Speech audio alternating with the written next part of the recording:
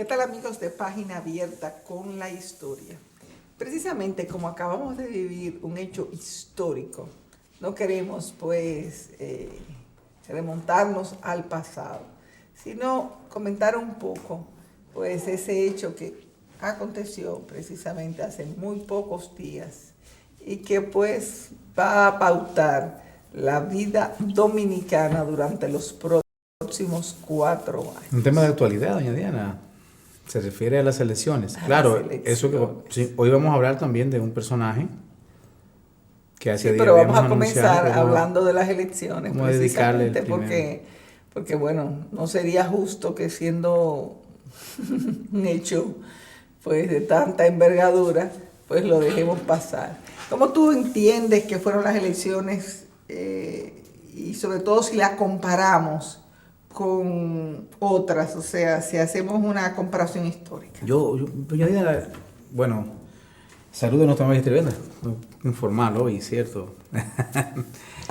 Debo decirle que particularmente las elecciones que acaban de ocurrir para mí deben ser sujetos de un poco de reflexión y revisión de las autoridades dominicanas, principalmente de las autoridades de la Junta Central Electoral y de otros grupos, así como de los propios partidos políticos que son los actores principales del sistema.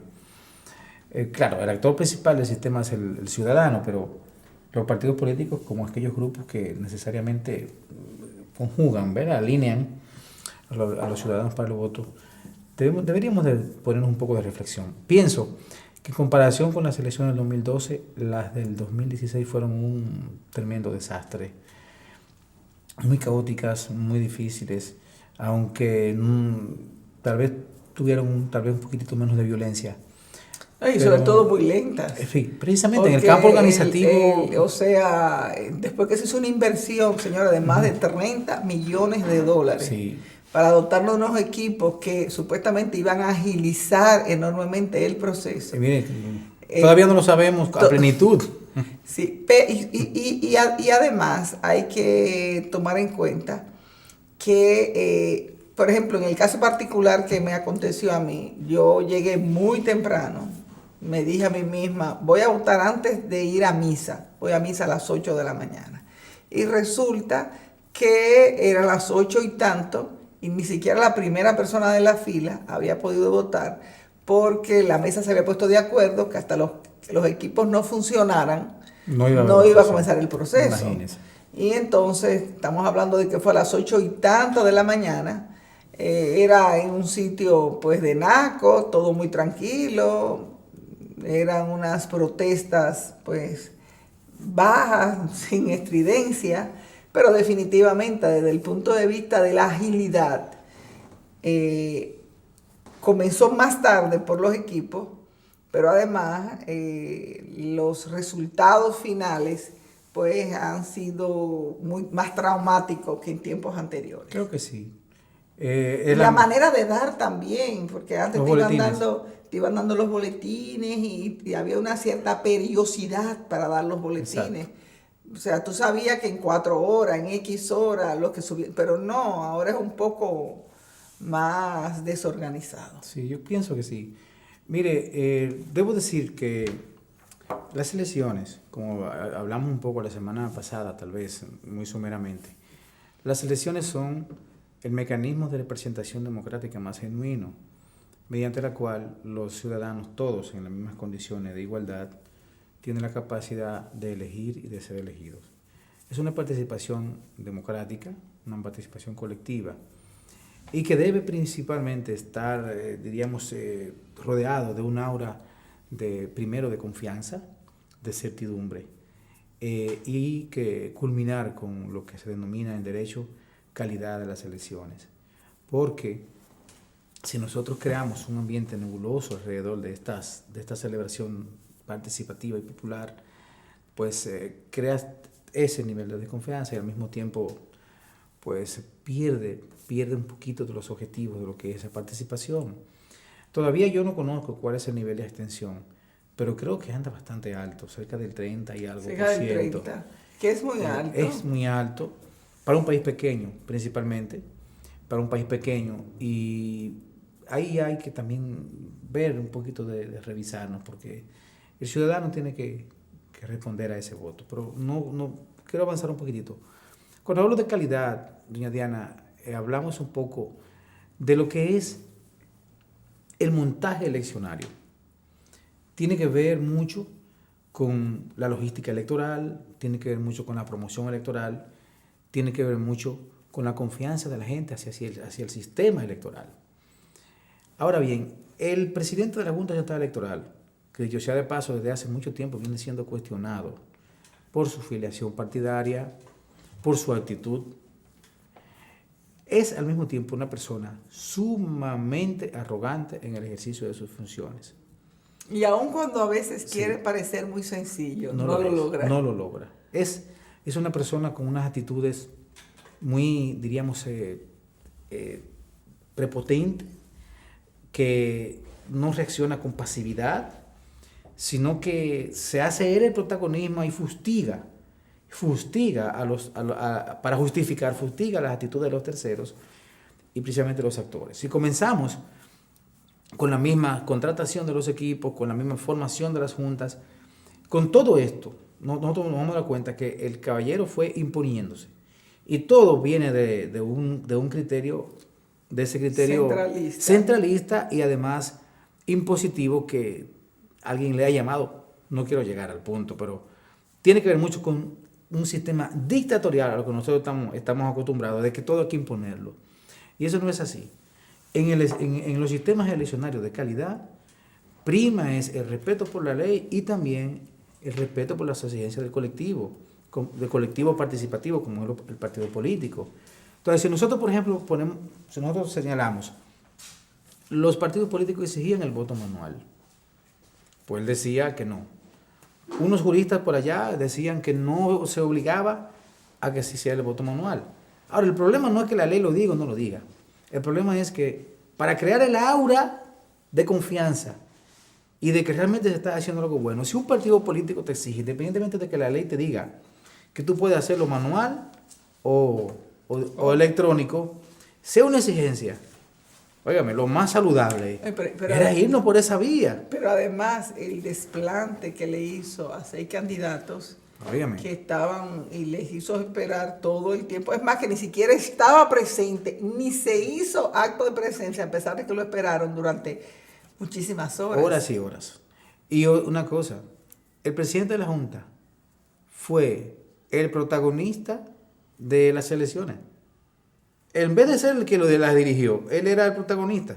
Habló 40 minutos previo al inicio de los boletines. O sea, entre 6, 6:40, 6 algo ahí. 40 minutos. Un discurso larguísimo, justificándolo todo. Pero hablaba hasta por los codos, fue a los programas de televisión. Y también fue el desacierto de la denuncia que hizo de los 3,000 técnicos que había. Señores, 3,000 es una cifra muy alta. Y esta es la hora que ninguno de las personas, ni siquiera los otros magistrados que componen, tienen pruebas de que haya renunciado ni uno solo. No sé, todavía no lo sabemos. Entonces, ¿cómo tú vas a hablar de 3,000 sin dar la lista? Aquí está la lista de las 3,000 personas que renunciaron. Claro.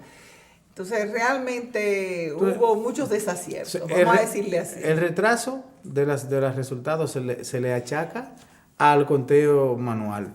Pero por Dios, o sea, es como una justificación extraña de estas personas. Y otra cosa aquí es que precisamente como hubo este impasse con los equipos, entonces decidió a último minuto dar una hora suplementaria, pero una hora que no fue solamente fue respetada hasta ahora, que se sepa, en aproximadamente el 27% de las mesas. ¿Es que era a las 6 de la tarde, doña Diana? O sea, lo dijeron, pero que lo dijeron en unos... y para sorpresa de todos, a las 7:01 ya estaban dando resultados. Sí. Prueba fehaciente de que la mayoría de la gente había terminado a las 6 de la tarde. Claro que sí. O sea, realmente nosotros como pueblo debemos de hacer ese tipo de revisión. El presidente de la Junta, el que sea este, sea el que venga, lo que sea, porque hay que elegir los nuevos miembros de la Junta. Miembros, no son jueces, miembros. al finalizar este año. Inclusive a partir de ahora está estipulado que no siquiera tiene que ser un magistrado, ni siquiera tiene que ser un abogado, sino que No puede cualquier ser, persona, sí. no importa la profesión que tenga, pudiese ser miembro de la Junta Central Electoral. Sí, ojalá y sirva de ejemplo por esas razones. Yo le diré otro breve comentario al respecto. Mire, yo que acabo de regresar de España, aunque durante mi estadía no hubo elecciones, pero sí recuerde que durante estos meses se presentaron ciertos conflictos y situaciones para elegir al presidente, al primer ministro español, el presidente de España, que no se pusieron de acuerdo los partidos políticos, ciudadanos, ninguno, PSOE, y que al final hubo que convocar elecciones. Ni izquierda, ahora va a ser, creo que el 26 de julio. 26 de julio, sí. De junio. No, de julio, ¿no? No, de junio, 26 de junio. Se convocó elecciones el 26 de junio, pero tiene que ser rápido, porque no hay, ahora mismo hay una situación. Es que dicen 26J. Pero el 26 de junio. Sí. El 26 de junio son las elecciones en España, nuevamente para elegir a los diputados. Y que a su vez serán los que elegirán el presidente del gobierno. Pero quiero hacer mención, porque en esos días había ese conflicto a lo interno en toda España, claro está. Yo escuchaba la noticia a veces por la mañana. Inclusive debo decir algo, y escúchame que haga esta pequeña acotación, y es que Podemos, que en todo momento decía que no iba a negociar con PSOE, como que ha entendido que o es PSOE o es Ciudadanos, que se adversan aún más, o es Populares. Y entonces parece que han entendido que PSOE es un mal menor. Y que, porque con Populares no puede. Lo entendieron demasiado tarde. O sea, deberían haber entendido eso. Claro. Pero yo le traigo a acotación esto, porque, por ejemplo, yo que estuve ya y tuve la oportunidad de escuchar las noticias, de ver el movimiento, de hablar con gente, la gente veía todo este proceso como algo normal. Y le diré que la República Dominicana, los mismos actores, la misma Junta Central Electoral, con sus anuncios, los mismos partidos políticos, óigame, nosotros pensábamos, o yo llegué a pensar, porque esa es la ventaja, a veces usted ve las cosas un poquito de afuera, y cuando usted llega, usted ve una realidad. Usted llega a pensar que nosotros estamos en un estado de guerra, casi de sitio. Por ejemplo, son cosas sencillas, cerrar las calles, las avenidas. No se puede tomar bebidas alcohólicas el día de las elecciones. O sea, no se puede tomar. No se puede vender. No se puede consumir. tomar. Es imposible que no se puede vender bebidas alcohólicas el día de las elecciones, ni un día antes. No se puede andar en tales condiciones que vamos a declarar el día no laborable, el día de las elecciones, desde las 12 del mediodía anterior. O sea, hay sitios que pueden. Óigame. Por ejemplo, yo en mi caso de la UAS, o sea, desde el jueves en la noche, o sea, que ya el viernes para mí fue completamente no laborable, y el sábado también. También. Pero yo me pregunto, pero las elecciones, ¿eso es algo normal? O sea, eso es usted ir a un sitio, votar y irse. No, yo no veo la necesidad de estar suspendiendo labores, de estar cerrando calles. Y hay que decir, hablando de suspensión de labores, que la decisión de que fuera domingo y que no tuviera que ser es el motivo. Pero por lo menos ya, porque antes eran varios días antes y además el día de las elecciones. El día de las elecciones y el 1 o 2 días después. Sí, entonces es que como que de repente usted genera la sensación de que, óyame, hay un estado de guerra, o sea, usted no puede hacer nada, no puede hacer nada. Bueno, yo que me quedé en la ciudad, porque la ciudad quedó medio vacía. La ciudad yo pienso que todo el mundo estaba porque todo el mundo tenía que votar. Doña Diana. O tú piensas que mucha gente se fue y precisamente de ahí viene en parte se justifica. No, porque mucha gente también viajó porque vota en otros lugares. Claro. Habría que ver cómo estaba el índice de ocupación en los hoteles. Sí, también, pero no sabemos. Lo que sí le diré es que yo tuve el lunes, tuve que hacer la diligencia toda la mañana, poniendo al día algunas cuantas cosas, y la ciudad estaba muy despejada. Despejada. O sea, usted podía moverse sin tapones, sin ningún problema, por allí, por aquí, por allá, sin tapones. Lo normal de pararse en un semáforo. Pero mire, usted siente que no puede beber, tomar bebidas alcohólicas. No puede hacer esto, no puede hacer esto. Entonces, la policía llega a un sitio y se ve un colmado abierto cierren el colmado. O sea, hay una serie de situaciones que usted se siente que es algo fuera de lo común.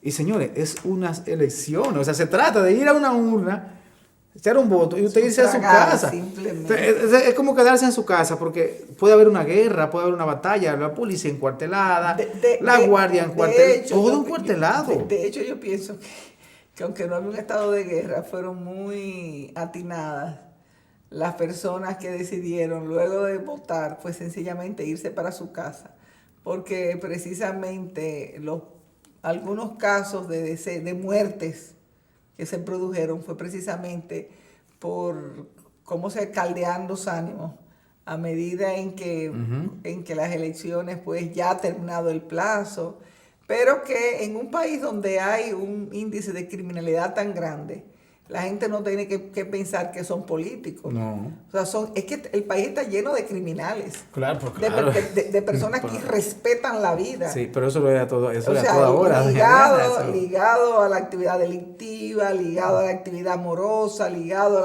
no importa todo. Cuál sea la actividad que ustedes dicen, a los juegos de azar, a los gallos, a lo que fuere. O sea, estamos hablando de unos niveles de criminalidad altísimos que desgraciadamente tenían que teñir de sangre las elecciones. Mire, yo le podré un ejemplo, porque yo fui a votar y luego me llevé a mi hijo para que me acompañara, para que él no pudo entrar, pero por lo menos...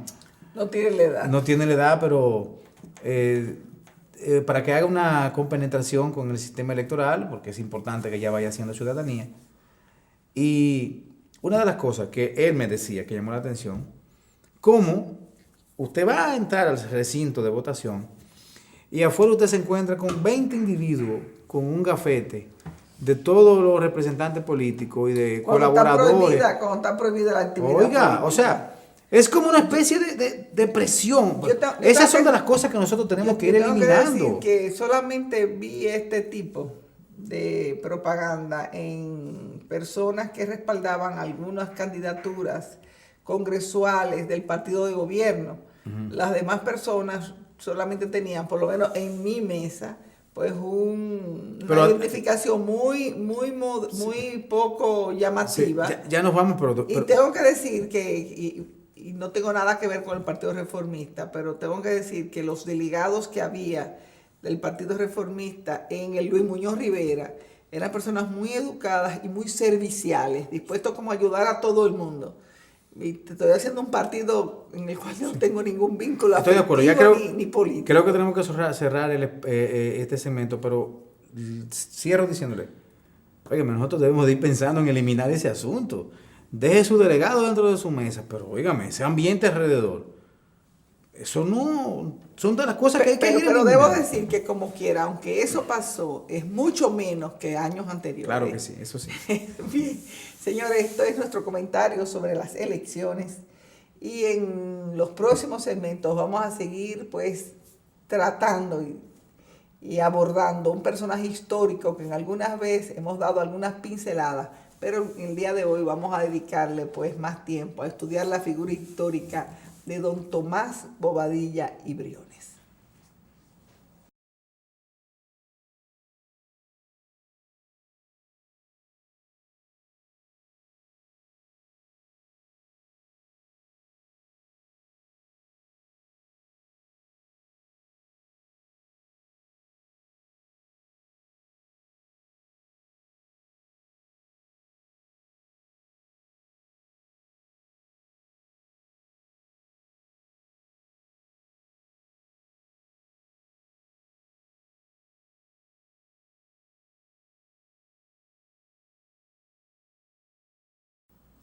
Bien, Werner, te tiré. Sí, que bueno, después de este primer segmento dedicado a las elecciones.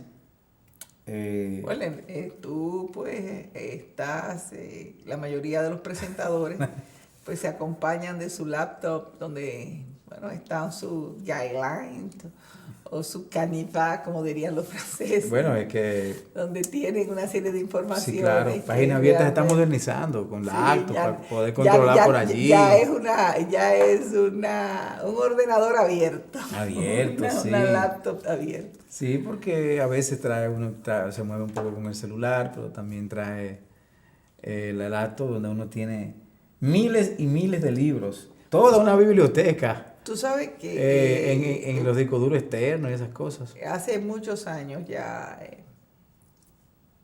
16 años. Eso no son muchos, doña Diana. Bueno, pero te quiero decir... 20 años no es nada, decía Carlos Gardel. Mateo Aquino Febrille me sorprendía a mí porque permanentemente, en una época en que todavía estábamos todos un poco rezagados y teníamos nuestras...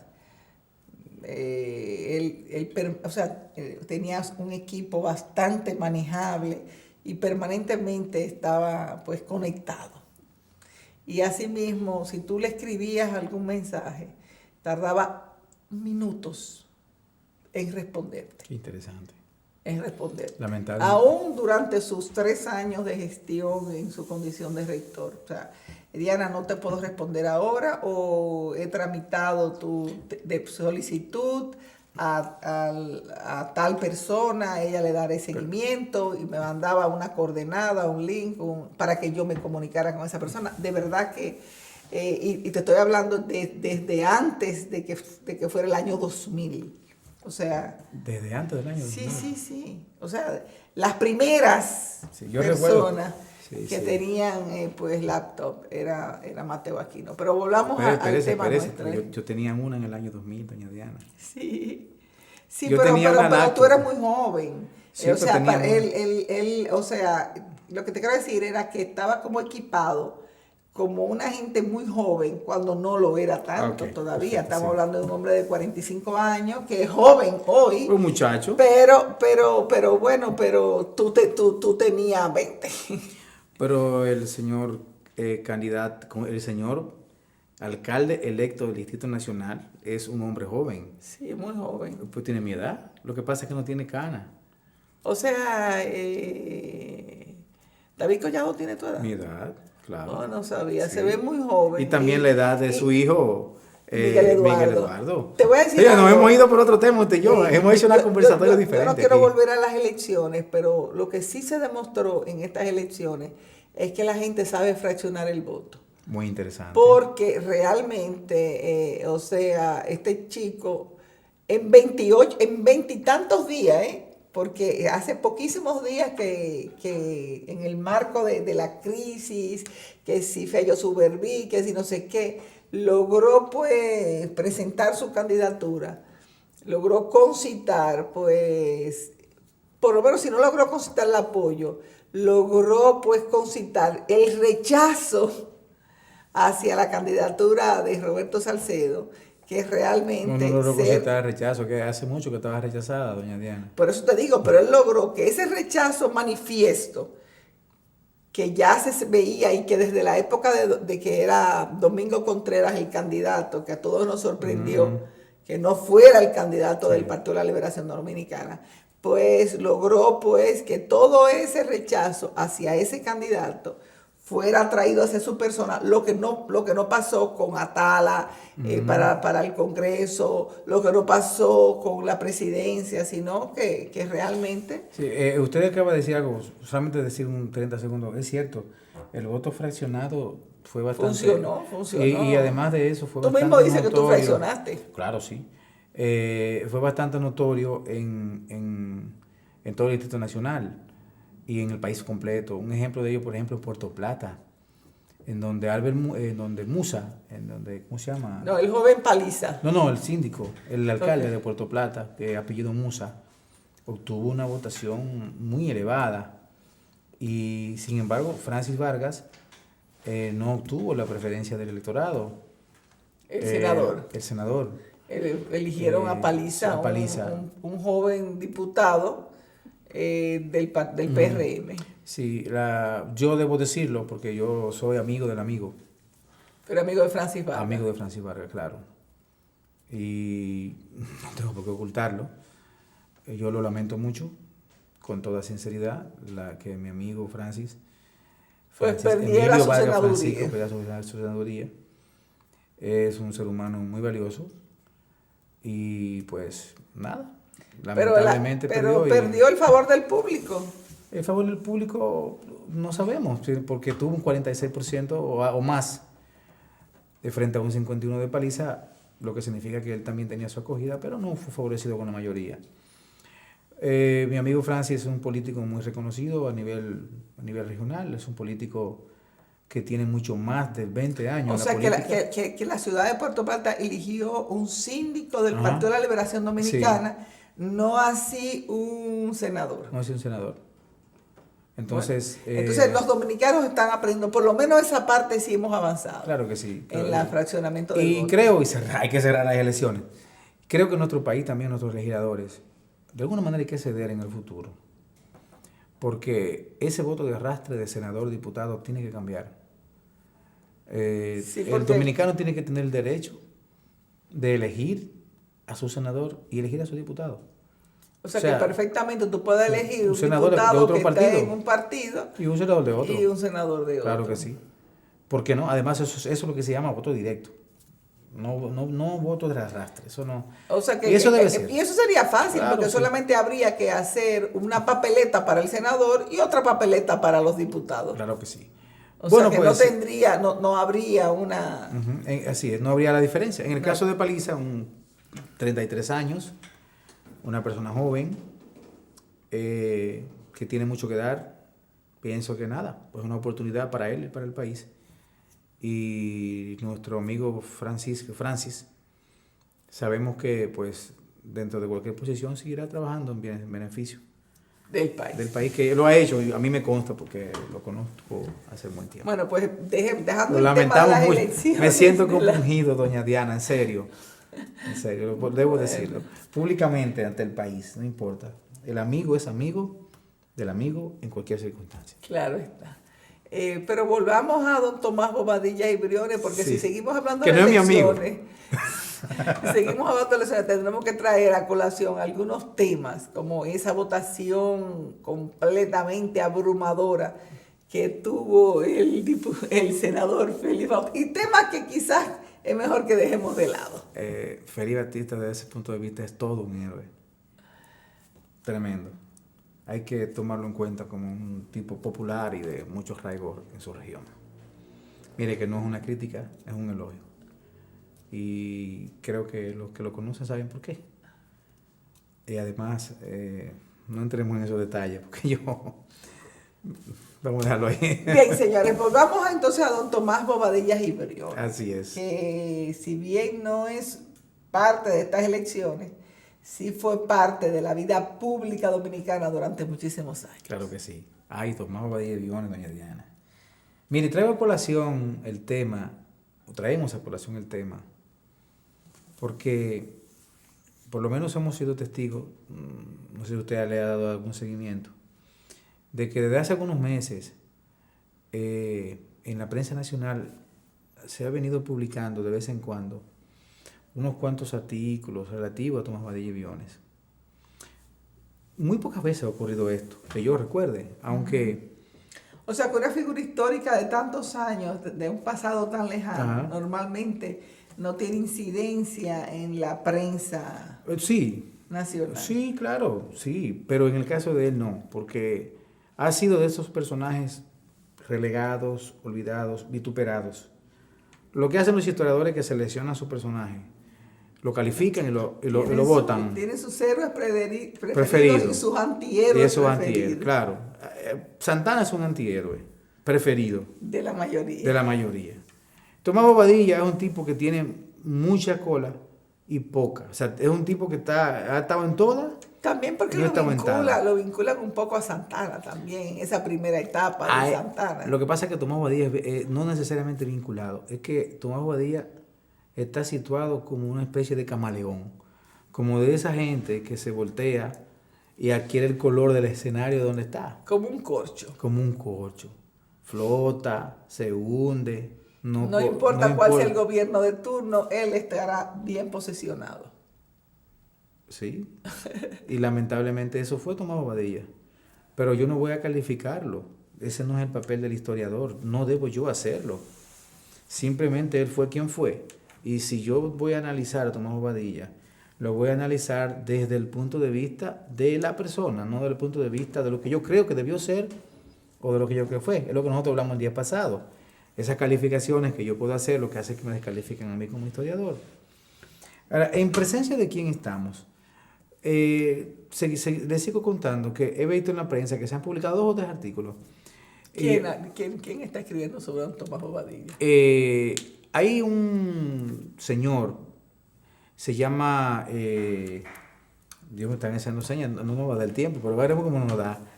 Manuel Otilio Pérez. Manuel Otilio precisamente presentó en este programa un trabajo que hizo sobre Tomás Bobadilla y Briones. Aquí fue la primera vez que habló del tema. Y ha ido teniendo buena acogida porque, no buena acogida, porque a la prensa le gusta ese dimidirete de un personaje así, para crear también el interés de la gente. Oye, tú me vas a seguir hablando en el tercer segmento y ya esta vez, por favor, tanto Cero yo como lesiones. tú tenemos que prometer que solamente lo vamos a dedicar a don Tomás Bobadilla y Briones.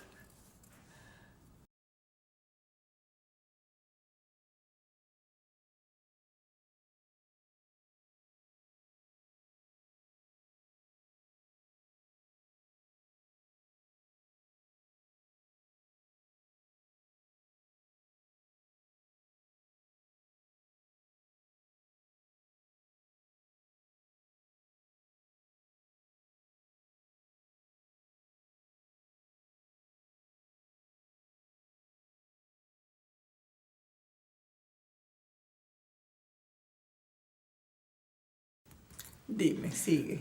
Tomás Bobadilla y Briones, doña Diana, nació en Neiva.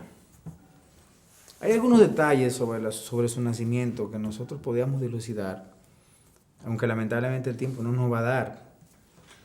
Pero debo decirle que su padre, el papá de Tomás Bobadilla, no vivía en Neiva, sino que vivía en el Hato de Berbesí.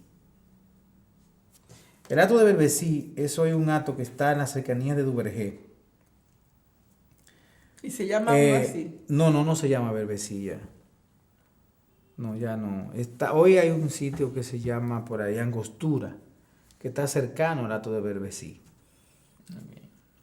Entonces, él vivía aquí en este hato, pero una tía de Bobadilla señaló precisamente durante pues la limpieza de sangre que se le hizo a Bobadilla, que yo le comenté el día pasado, que ella había visto nacer a Tomás Bobadilla en Neiva, porque todas sus hermanas vivían en la misma casa. Él era hijo... Tú sabes también qué pasa, haciendo el parto quizás la comadrona de confianza o el médico de confianza se encontraba en Neiva, entonces acercándose el momento del nacimiento, pues se iría. Sí, se estaba en Neiva.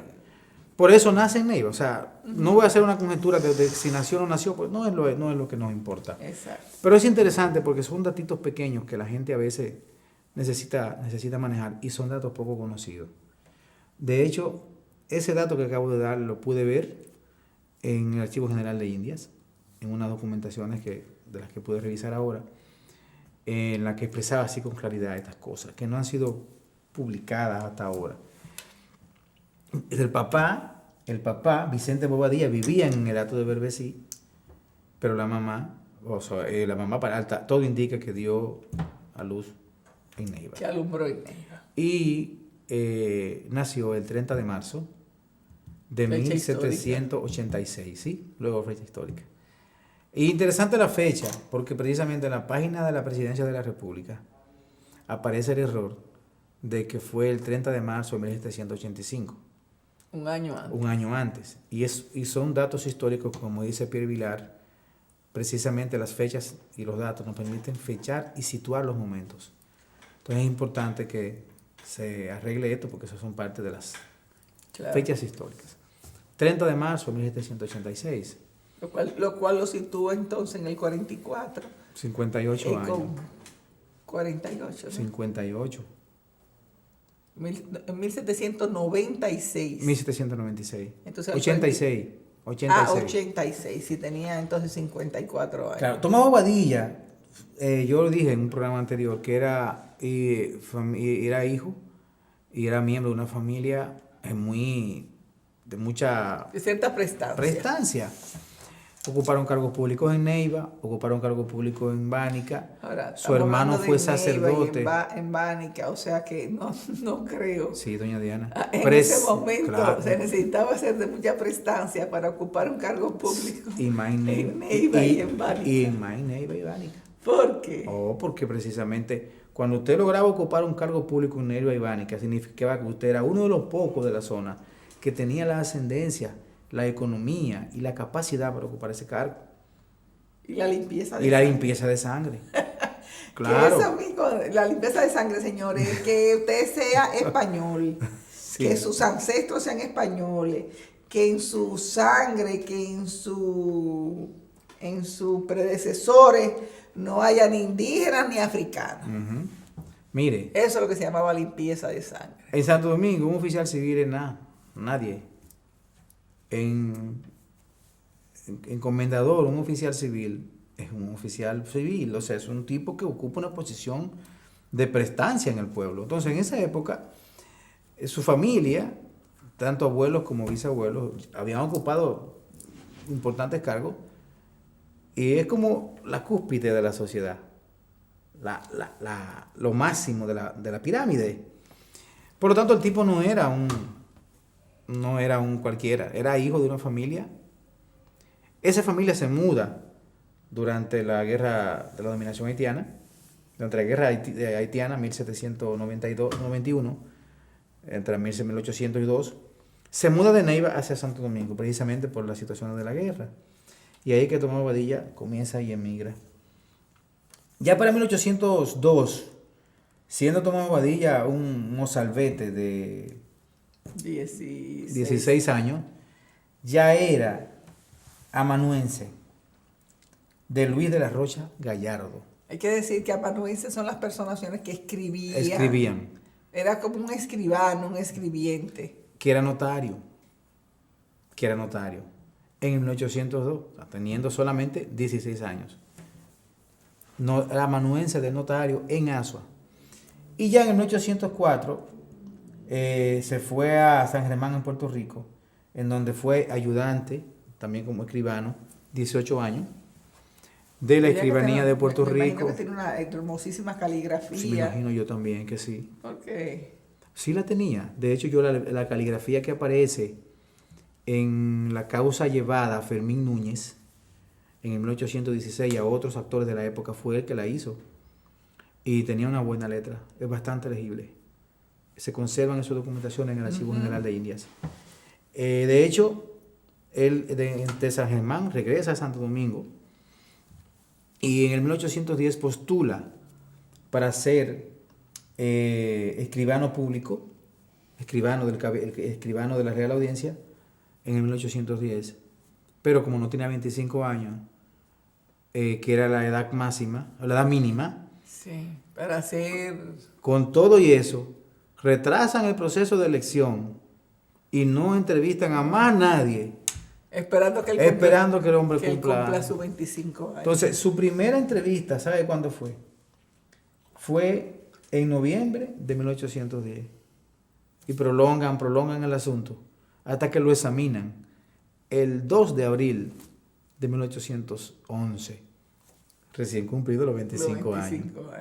Bueno, para que tú veas que eso de cambiar las reglas de juego no es nuevo. Claro que no. Y gana. Tomás Bobadilla ganó y pasó a ser entonces el escribano público de Santo Domingo.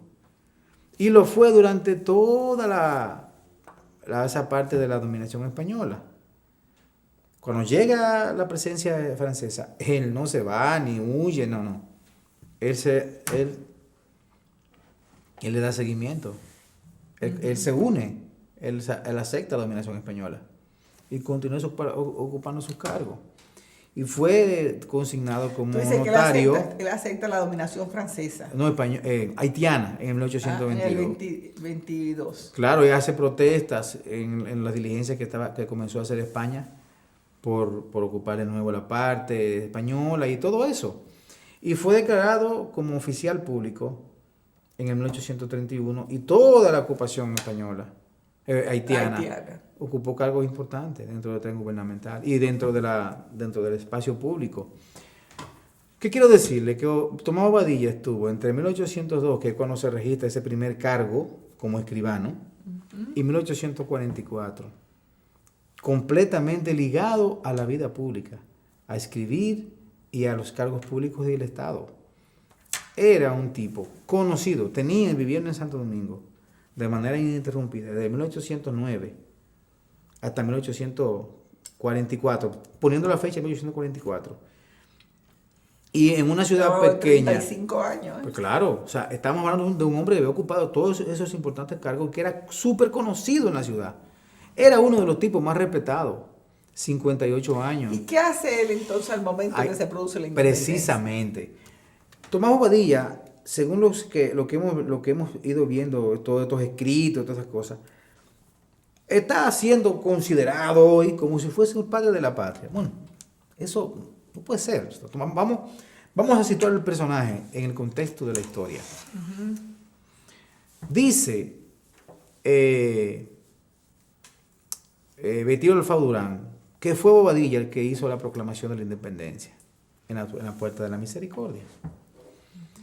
Y titula su artículo, publicado en la revista Ahora y luego por el Archivo General de la Nación, lamentablemente fue Bobadilla que hizo la proclama. Y es cierto, Bobadilla. O sea que el trabucazo Mella, el izamiento de la bandera Sánchez, pero la proclama, la redacción de la proclama y hacerlo, le corresponde a don Tomás Pero eso Bobadilla. lo vamos a analizar ahora mismo, rapidito. Pero yo hablo de la Puerta de la Misericordia, el grito, quien encabezaba, es que era la persona más de mayor edad y más respetada, y él como de alguna manera era como el que fungía como mediador, o sea, era el representante de los grupos y elegido por ellos como ese cabeza. O sea que también tiene su papel protagónico en la Puerta Misericordia. Sí, claro. Ahora, eso no significa que era un patriota. No significa que era un tipo que se había dedicado a la lucha patriótica por la independencia dominicana. Claro que no. Ahí al lado de él estaban Sánchez, Mella, Alfao, un reguero de gente que tenían 8, 10, 5, 6 años, creando un mecanismo para lograr esa independencia. Sí, desde 1938. Claro. Tal vez antes. Exacto. Tal vez antes, porque no lo sabemos, porque fue todo tan nebuloso. Exacto. O tal vez después. Pero lo importante es que en el 1843 Bobadilla era un funcionario público que no se conocía participación en la vida anti-haitiana. No. Ahora, cuando él ve, ya tal vez ahí va a tomar una posición, pero lamentablemente fue así, que las cosas se van inclinando. Exacto. Cuando él ve que que los haitianos están perdiendo poder, viene y se erigen en mediador de los dos grupos de oposición. ¿Y quién eran los dos grupos de oposición? Los que eran seguidores de Duarte, Vicente Celestino. Y los que eran seguidores de Santana. De Santana, o no de Santana. Los que eran opositores al proyecto de artista, que eran un grupo de capitalinos que no tenían mayores intereses en eso, pero que también se inclinaron por la independencia. Él se erige como ese representante mediador, y es quien en el grupo redacta, o por lo menos él se atribuye la redacción del manifiesto del 16 de enero. La pregunta es, ahora, ¿él es el autor? Él dice que sí, pero no lo sabemos. Él se lo atribuye. Él se lo atribuye, ahora, pero no lo sabemos. Lo que sí sabemos, ¿sabe qué? O sea, que esta proclama el 16 de enero es precisamente un mes y tanto antes de que se anunciara públicamente el 27 de febrero. Claro, yo como historiador no puedo decir sí fue Bobadilla, porque él fue que se le atribuyó en un discurso ante el Congreso Nacional en 1847. Yo fui que redacté en un yoísmo muy particular de la época, en una defensa que él hizo. Todavía existe. Claro, por todas partes. Yo fui que redacté. Ahora, él no fue que la firmó. El primero que la encabeza a él, porque él estaba siendo el mediador. Pero detrás de él hay 200 individuos que usted no me va a decir a mí. Y que, fue firmada por 200 personas. Sí, más o menos. Usted me va a decir a mí que ese grupo mínimamente no aportó una idea. Claro. Aquí estoy haciendo conjeturas. Como lo hago cuando digo él se la atribuyó, fue él. Yo no puedo decir que fue él. Tampoco puedo decir que fue nadie. Pero ahora, dice que fue existe. Él dice que fue él. Lo que yo sí puedo decir es que si usted la lee, muchas de las cosas que están ahí, usted puede decir, bueno, esto es una lluvia de ideas. Y yo puedo decir y conjeturar conjuntamente con él o con cualquiera. No.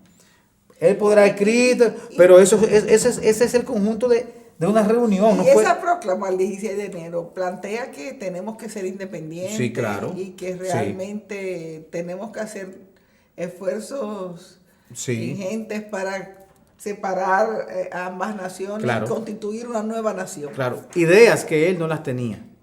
Ideas que no eran de él. Porque él no había sido el abanderado de ese proceso independentista desde todos esos años. Quizás, como tú dices, con la experiencia que tenía como amanuense, es la persona que logra captar y recoger las ideas de todos, ponerla en un documento, consensuarlo y que realmente, pero además tenía la ventaja también de la edad. Todavía hoy a una persona de cierta edad se le da cierto respeto, se le da cierta consideración. Debemos de recordar que nosotros éramos muy jóvenes. ¿A quién usted se lo pondría en sus manos? Usted, doña Diana. Yo se lo pondría a Bobadilla. Claro. Porque era dentro del grupo que más tenía conocimiento. Pero además es una persona que tiene 30 años redactando documentos. 30 años. 44 años, doña Diana, redactando documentos y 35 como oficial público. O sea, estamos hablando de un tipo de los más preparados en ese momento. Entonces yo no puedo hacer una construcción histórica diciendo Bobadilla fue. Ni Bobadilla no fue. O sea, vamos a ubicar al personaje en el momento. Lamentablemente, mire que no nos da el bendito tiempo. Bueno, señores, vamos a seguir hablando entonces ¿En el próximo programa? En el próximo programa.